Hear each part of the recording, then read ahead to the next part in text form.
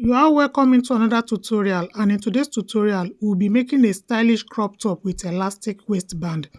And for our crop top we'll be needing 1.5 yards of fabric, and we'll start by cutting the back.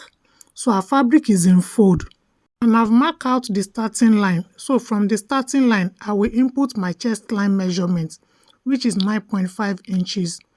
Though my actual chest line is 8.5 inches, but because we are creating a free crop top, so I added 1 inch east to it. Then I'll mark it out as well.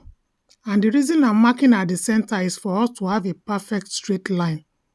So once I'm done marking, I'll be connecting the dot into straight line. And the length of the fabric we are working with is 20 inches from the starting line. So you can see.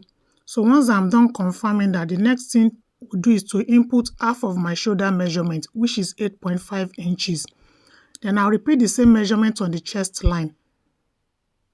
And once I'm done marking, then I'll be connecting with my straight ruler from the baseline to the chest line. And once I'm done connecting, the next thing I'll be doing is to input the neck width. And the neck width we are working with is 5 inches. Then once I'm done marking the neck width, from the shoulder line, I'll be coming down by ½ inch for the back shoulder slope. Then the neck depth we are working with for the back is 1.5 inches, so I'll mark it out. Then once I'm done marking, I'll be connecting with my curve ruler from the 1.5 inches to meet with our neck width, which is 5 inches. And once I'm done connecting the neckline, I'll be connecting the shoulder slope. So from the tip of the neckline to the chest line. Sorry, to the shoulder line, I mean. Then I'll mark out the shoulder line to locate the midpoints. And from the midpoints, I'll be connecting with my armhole curve. So that is our back armhole. And once I'm done connecting, I'll be inputting my horizontal measurement. Cutter of my bust is 11 inches. Because it's a free crop top, I'll be adding 1 inch to it, making 12 inches. Then I'll be adding 1 inch sewing allowance. And since it's a free crop top, like I said, I'll be bringing out the same measurements we have on the chest line to the waist area. So I'll be marking it out. So once I'm done marking, I'll be connecting with my straight ruler from the chest line to the waistline. Then I'll repeat the same thing on the sewing allowance as well. And once I'm done connecting, our back is ready, so we can start cutting it out. Oh, sorry, I didn't remember to add the shoulder sewing allowance. So I'll be coming up by ½ inch at the shoulder area. Then I'll be connecting to the shoulder slope. So we are done creating now. We can start cutting our back.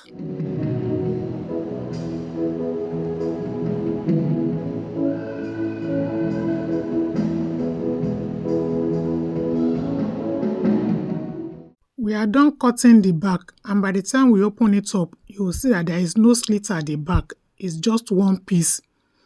So we'll be using the back to cut out our front. We'll be having slits at the center front.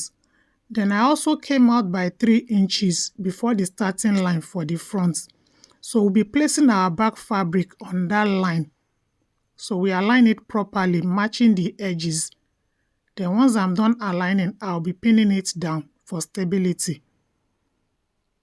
And once I'm done pinning, then we'll start cutting it out.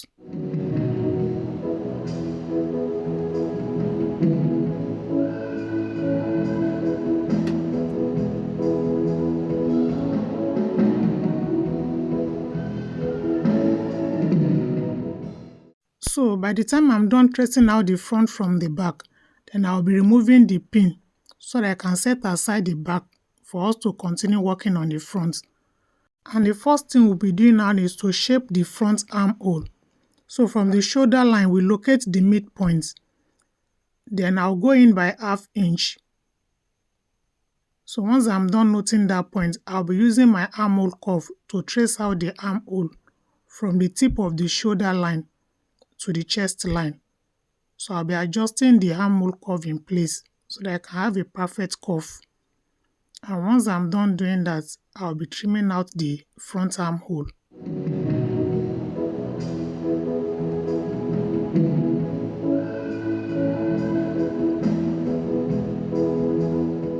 So we can now proceed to the neck area. I'll be folding in the 3 inches at the center front before marking out our neckline.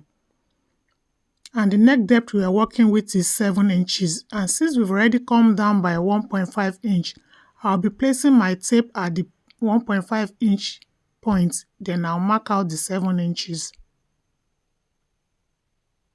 Then once I'm done marking, I'll be connecting. We are creating a V-shaped neckline, but I didn't want it to be too sharp. So that is why I'm using the curvy end of my armhole curve.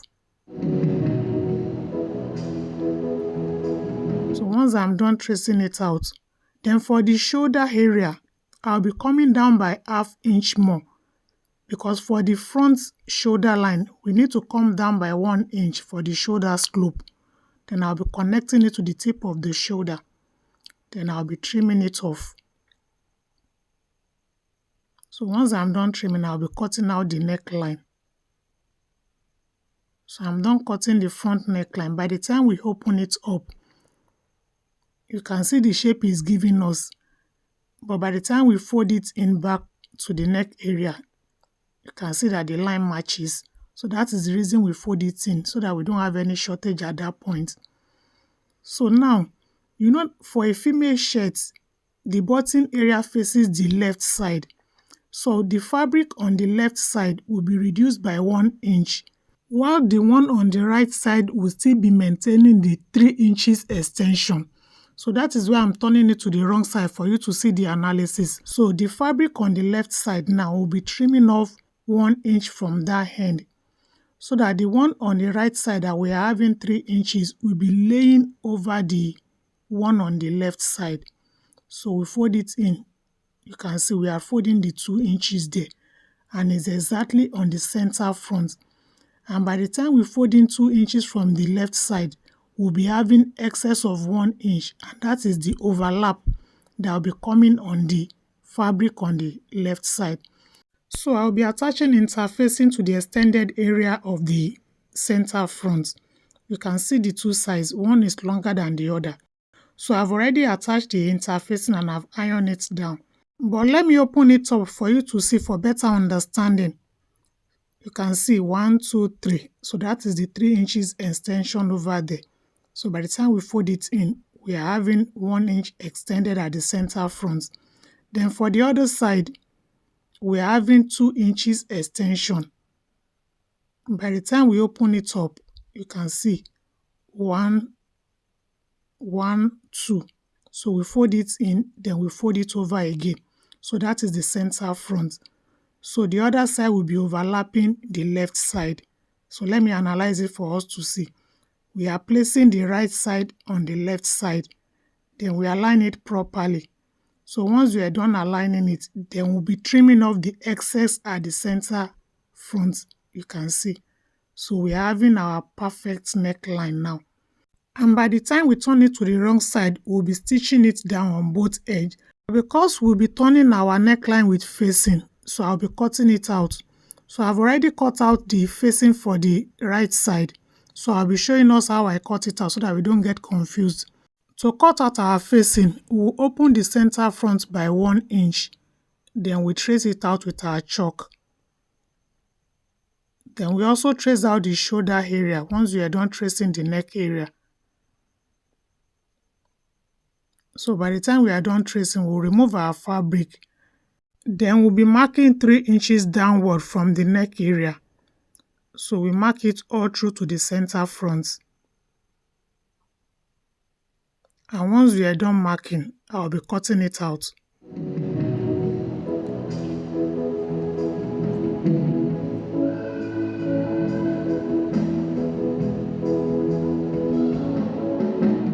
So the next thing I'll be doing now is to be placing the facing on our fabric, right side facing each other. Then once I'm done aligning it properly, I'll be stitching it in by ½ inch. So I'll repeat the same thing on the other fabrics as well. So I'm done turning the neckline both for the back and the front with the facing. So this is our front. I will have stitched it down on the side, but I want you to see. You can see the way I open it up. So I'll fold it in back now. then I'll stitch it down. Then I'll repeat the same thing also on the other side. So I'm done stitching down the two overlap. So the next thing we do now is to stitch our fabric on the side. I'll be placing them right side facing each other, both the front and the back. So I will adjust it properly, then stitch it in by 1 inch. Then I'll repeat the same thing on the other side as well. Then once I'm done doing that, we'll go to the shoulder area and stitch by ½ inch. But let me show us how we'll be folding it in professionally. So we'll pick the front shoulder with the facing, then open up the back shoulder. We now use the back facing to turn it over. You can see the way I turn it. Then we pin it down. Then you adjust the remaining side of our fabric. Then we now stitch it by ½ inch. So we repeat the same thing on the other side as well. We pick the front with the facing, then open up the back shoulder. Then we now match it and use the back facing to turn it over. So we adjust it properly as well on the side. Then we stitch it in. I'm done stitching down the two sides and the shoulder. So the next thing we'll be doing now is to attach the waistband. So we'll measure the hem of our top and add additional 2 inches to it. So let me set aside the fabric. So I've already cut out my band. And the total amount of fabric I cut out is 50 inches by 5 inches height because we'll be needing 2 inches band height. So we'll be using ½ inch to fold it in on both sides. And by the time we fold it over, we'll be left with 2 inches band height. And for us to secure the raw edges of our fabric, we need to fold it in by 1 inch. But I'll be analyzing it for us to see for better understanding. So before we go ahead, we'll fold in the ½ inch on both sides. Then we iron it in place. Then we now fold it over by 1 inch. So once I'm done folding, I'll clip it down. Repeat the same thing on the other side. Then I will iron it in place. And once I'm done ironing, I will stitch it down. And then I will also repeat the same thing on the other side as well. So I'm done folding the two raw edges and I've ironed it in place. The next thing we do now is to attach it to our top.